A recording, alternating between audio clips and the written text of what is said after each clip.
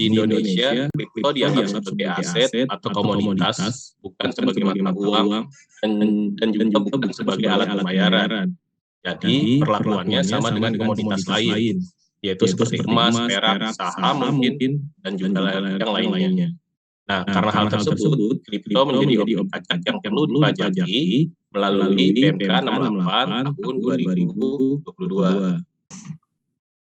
Apa sih itu aset kripto? Jadi menurut pasal 1 angka 14 di PMK 68 tahun 2022, aset kripto adalah komoditi tidak berwujud yang bentuknya aset digital menggunakan kriptografi atau jaringan peer-to-peer dan buku besar yang terdistribusi untuk mengatur penciptaan unit baru yang memverifikasi transaksi dan mengamankan transaksi tanpa campur tangan pihak lain. Jadi di sini menurut kategori aset kripto ya lebih desentralisasi lah. Nah, di sini ada beberapa penelitian dari Bank Indonesia maupun Conference. Kenapa kripto itu bukan dianggap sebagai uang? Nah, ini dijelaskan kepada pasal 3 ayat 1 huruf A dari PBI nomor 19 garis miring 12 di tahun 2017. Dan kemudian didukung juga mengenai tentang Conference BI nomor 16 garing 6 Bekom 2014. Apa kripto itu bukan termasuk uang karena kripto itu merupakan bukan alat pembayaran yang sah di Indonesia. Yang seperti saya jelaskan sebelumnya, apakah kripto itu komoditi? Ya, tentu benar. Di sini didukung oleh kajian dari BPPI tahun 2020 ada Undang-Undang Nomor 32 Tahun 97. Kemudian juga didukung oleh Permendak Nomor 99 Tahun 2018. Kenapa itu kripto masuk ke dalam komoditi? Karena kripto merupakan komoditi digital ataupun komoditi kripto dari sistem blockchain dapat dikategorikan sebagai hak atau kepentingan sehingga masuk ke dalam kategori komoditi.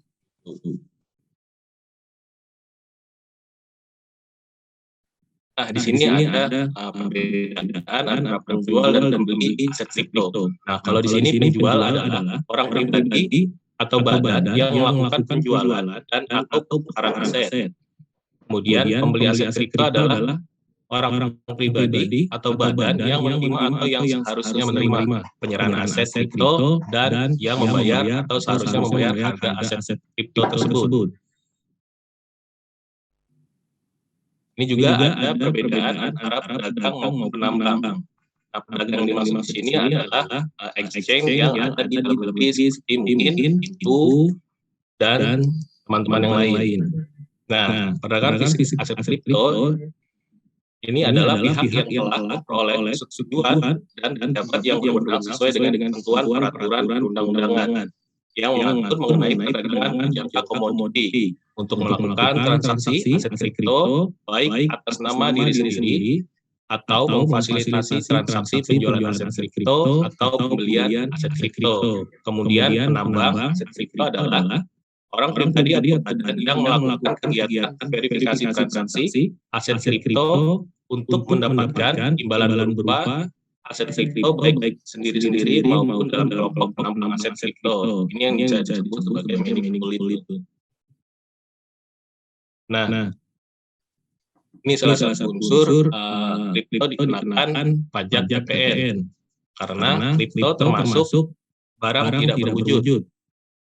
Kemudian di dalam PMK 8 tahun 2020 kripto juga termasuk barang digital yang merupakan setiap barang yang berbentuk informasi elektronik ataupun digital meliputi barang yang merupakan hasil konversi atau pengalih wujudan maupun barang yang secara original berbentuk elektronik. Termasuk tetapi tidak terbatas pada peranti lunak, multimedia atau data elektronik. Dan dapat disimpulkan bahwa kripto bukan merupakan mata uang, tetapi merupakan barang berupa hak dan kepentingan lainnya yang berbentuk digital. Oleh karena itu, PPN memandangnya sebagai barang pajak tidak berwujud. Nah, di sini diibaratkan kita melakukan jual beli barang meskipun dalam bentuk digital. Karena kripto bukan mata uang atau surat berharga, tetapi barang berbentuk digital. Karena hal tersebut, kripto merupakan barang kena pajak yang tidak berwujud dan dikenakan PPN. Nah, di sini ada beberapa perbedaan mulai dari perdagangan, layanan exchange maupun mining. Jadi di sini ada beberapa kriteria termasuk perdagangan, layanan exchange maupun mining. Nah, kalau perdagangan itu ciri-cirinya adalah dia melakukan jual beli aset kripto dengan mata uang fiat, tukar menukar aset kripto dengan aset ini yang bisa disebut dengan swap. Kemudian tukar menukar aset kripto dengan barang selain aset kripto dan atau jasa.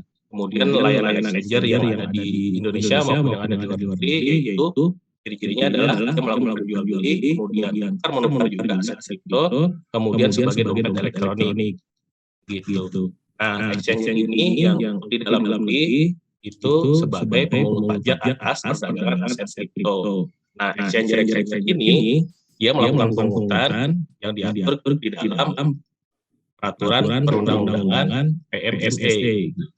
Nah, kalau mining itu memiliki ciri jasa verifikasi transaksi aset kripto atau jasa manajemen kelompok penambang aset kripto.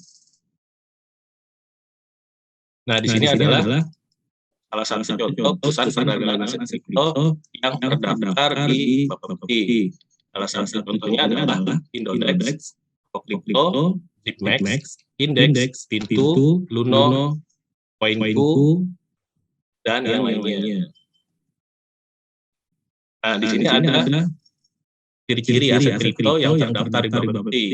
Jadi sebenarnya untuk kriteria aset kripto yang diperdagangkan para exchanger yang ada di dalam negeri, yang seperti saya sebutkan pada slide sebelumnya, itu seperti ada aset kripto berupa Bitcoin, Ethereum, Tether, Solana, Cosmos, Binance, Coin, Dogecoin, dan yang lainnya. Nah, kajian beberapa aset kripto tersebut itu didapat dari Peraturan Nomor 5 Tahun 2019, yaitu penetapan jenis aset kripto berdasarkan pendekatan yang ditentukan oleh Bapepti. Yang pertama adalah melalui pendekatan secara yuridis, melihat peringkat 500 koin market cap koin kripto. Kemudian yang kedua adalah melakukan pendekatan penilaian melalui analisis hierarki proses yang disebut AHP, dan setiapnya memperhatikan aspek keamanan, profil tim, dan anggota tim yang mengembangkan aset kripto tersebut. Nah, di sini adalah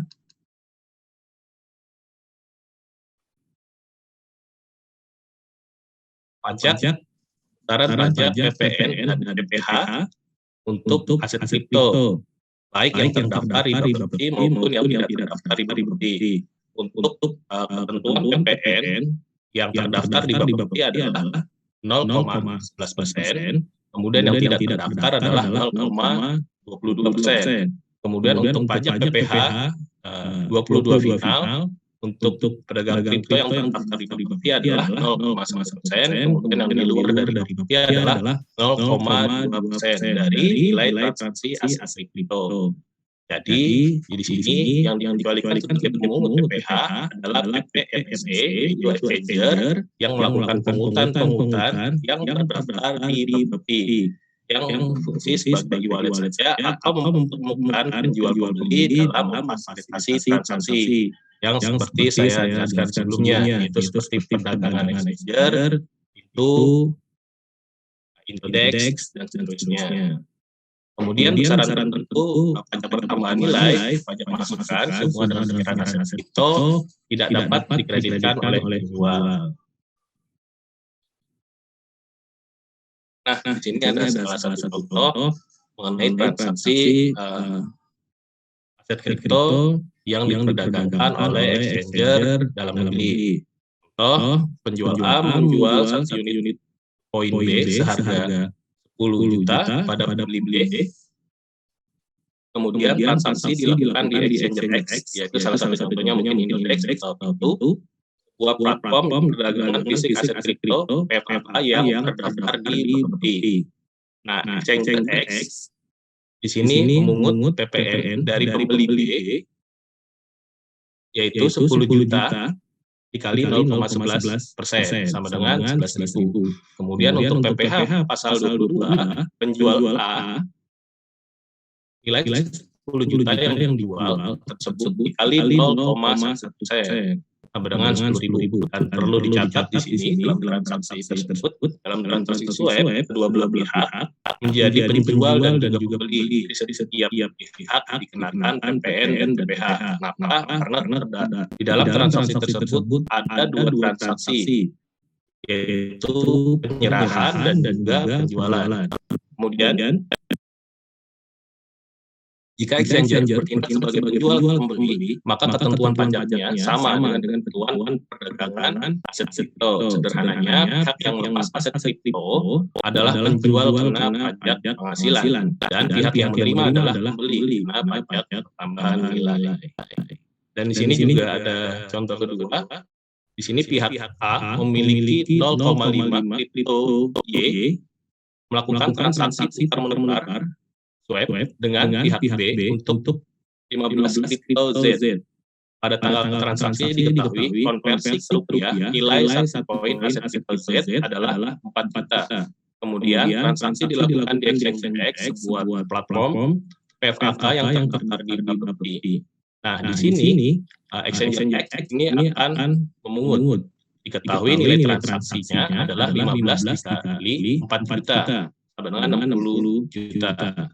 Nah, untuk pihak A, dia dikenakan pajak tambahan nilai dan pajak PPH pasal 22 dengan hitungan berikut. Untuk PPN sebagai pembeli kripto Z, dia 60 juta dikali 0,11 itu untuk PPN-nya sama dengan 66 juta.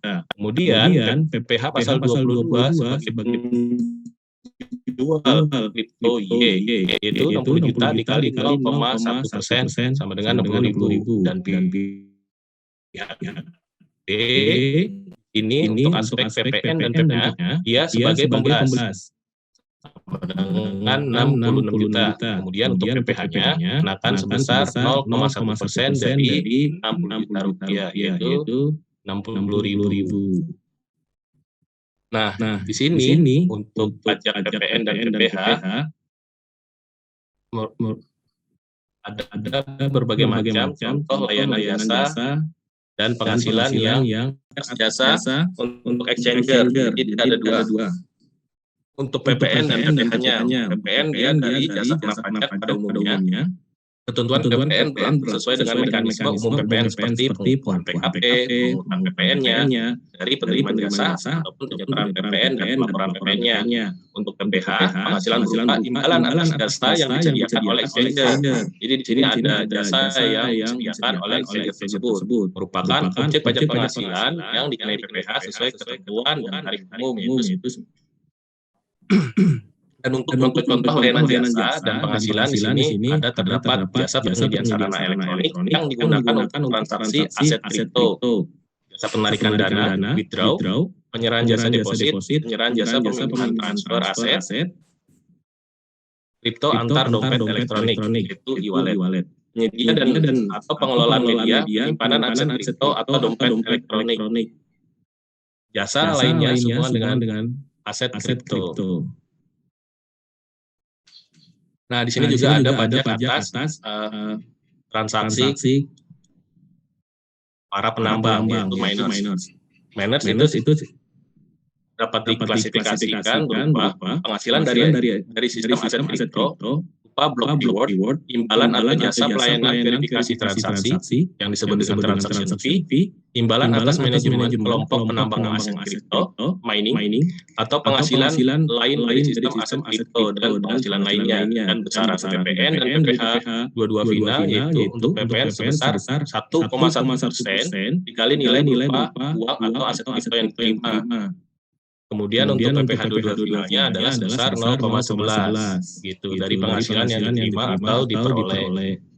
Nah, sebenarnya untuk exchanger yang terdaftar di Bapepti, kita sebagai mungkin trader ataupun investor yang membeli aset kripto sebagaimana yang dijelaskan pada slide sebelumnya, seharusnya kita mendapatkan namanya single dokumen ini gitu. Nah, single dokumen ini disediakan oleh para exchanger yang terdaftar di Bapepti, dan untuk mekanisme pemungutan PPH dan PPN-nya itu nanti dilaporkan oleh para exchanger. Nah, single dokumen ini juga sebagai dokumen yang disamakan sebagai bukti pungutan atau PPH unifikasi gitu.